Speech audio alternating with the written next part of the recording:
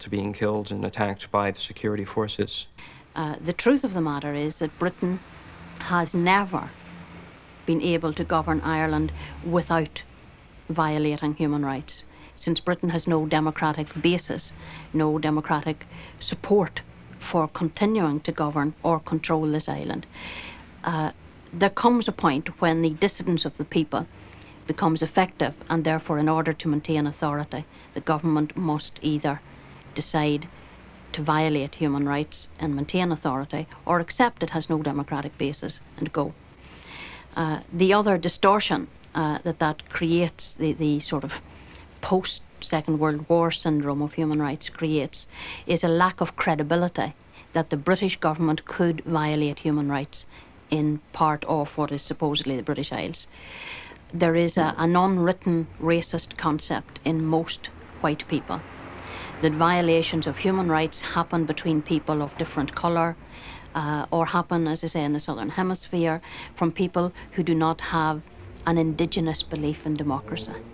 And as long as we can fool ourselves with those kind of notions, it is very difficult to convince Western Europe and America that a major part of the Western Alliance consistently violates the human rights of a group of people who are essentially, on that racist basis, no different from themselves. Well, I suppose historically there's a lot in common between Ireland and third world countries. The difference between Ireland, for example, and El Salvador or South Africa is that Ireland is located in the heart of Europe.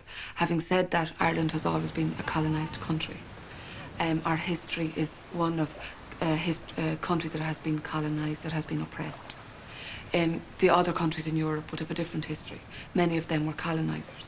So I suppose that's the main link, and from that come lots of other links. I think other obvious comparisons are the poverty that exists in Ireland and in South Africa or El Salvador. I'm not saying the poverty is the same. It obviously isn't. The poverty in Central America is much worse than it would be here.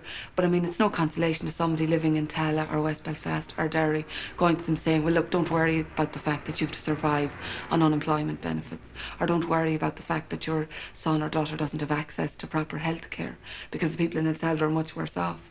I'm sure the woman in any of those areas will basically tell you where to go, because what they're concerned about is their poverty and their situation, and rightly so.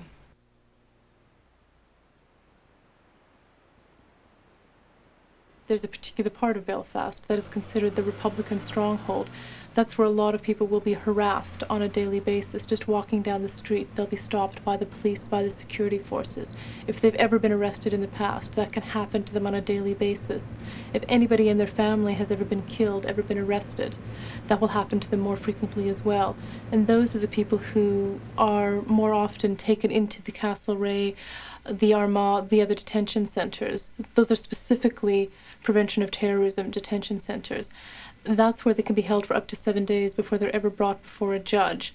Normal standards would be within 48 hours. That's where they can be denied access to a lawyer for more than 48 hours. And again, normal practice would be to have access very, very quickly. Ballymurphy is a community that has suffered this last 20 odd years. If you were to take a walk around the area, you'll see two large plaques with the names of people who have been shot dead or blown up. In 1871, the Mort of Interment, I think it was 22 people shot dead in the north of Ireland. 12 of them came from the Ballymurphy area.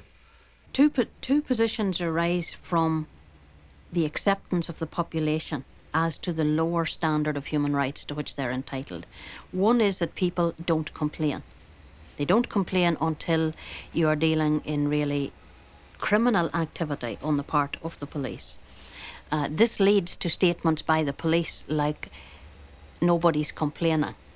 There is no violation of human rights because nobody's complaining. It also leads to a concept, because it takes a very brave person to complain. Only dissidents complain. We run into another cycle then whereby the act of complaining itself, the act of making an official complaint to the police, the act of taking a civil action against the police, is tantamount to being a subversive.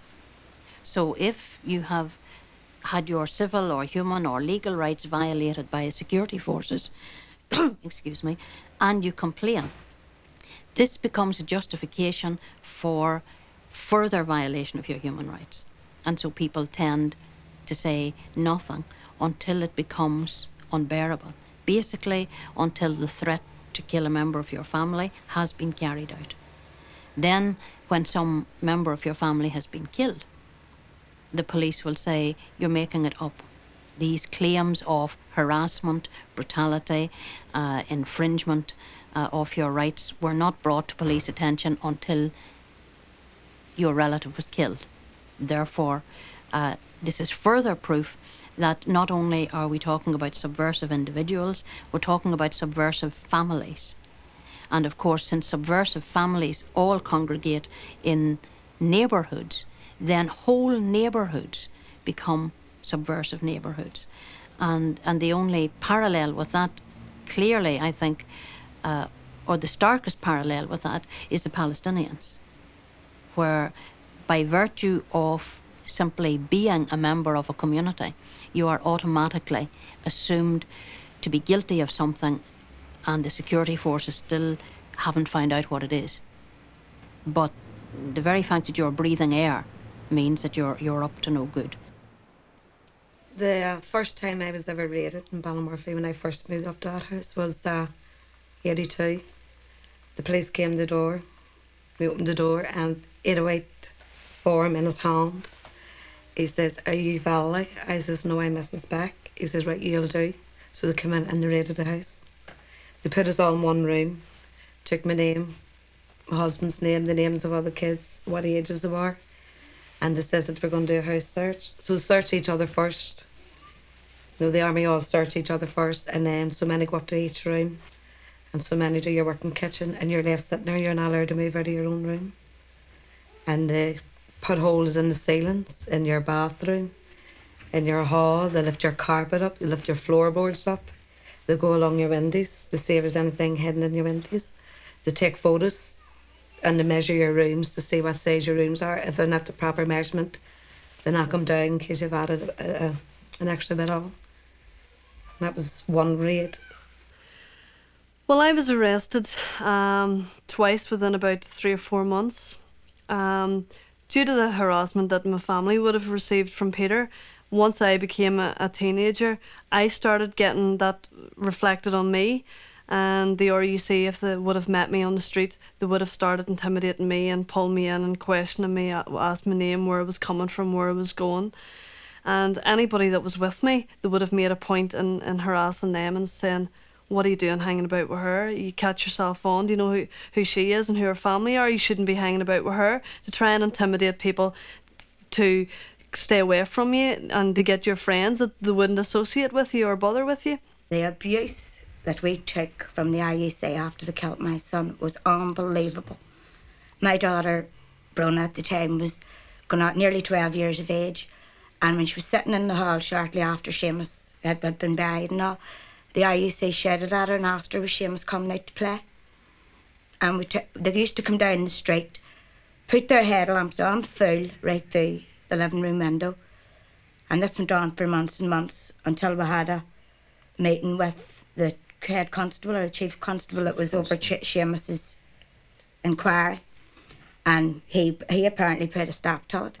In 1971, I was 6 years of age, and I did not really understand what was happening. All I could remember was British soldiers coming into my home, taking my father out, handcuffing him and putting him in the back of an armoured personnel carrier. They done the same thing to my brother Liam. Liam was 15 years of age and they arrested him and brought him away. The only people left in the house then were myself, my mother and my sister. The British Army proceeded to wreck the house. They actually drove an armoured personnel carrier through the living room wall, reversed it back out and drove in again. Nearly every home in Ballymurphy has been searched. Nearly every male between the ages of 17 to 60 has been arrested at one time and taken away to Castlereagh for 4 hours, up to 7 days. But I was charged on a police trumped up charge, and I was brought to Maghaberry female prison. And whenever I went into Maghaberry, I was strip searched as well. After about 12 to 14 days, I got out on bail, and then the charges were dropped about 9 months to a year later. But during that time after I was charged, I had to sign bail twice a week at the local RUC barracks in Dungannon, and I was constantly harassed. They followed me, they sat outside the house, they came and they racked the house, they dug up floors in the house, and I might have been stopped about 10 times a day, and I received numerous death threats to my life. And I was just part of what not only myself but most nationalists and anybody that they would perceive as being a nationalist or a Republican in the 6 counties is what they're forced to endure. They're not just Republican ghettos, they're loyalist ghettos as well.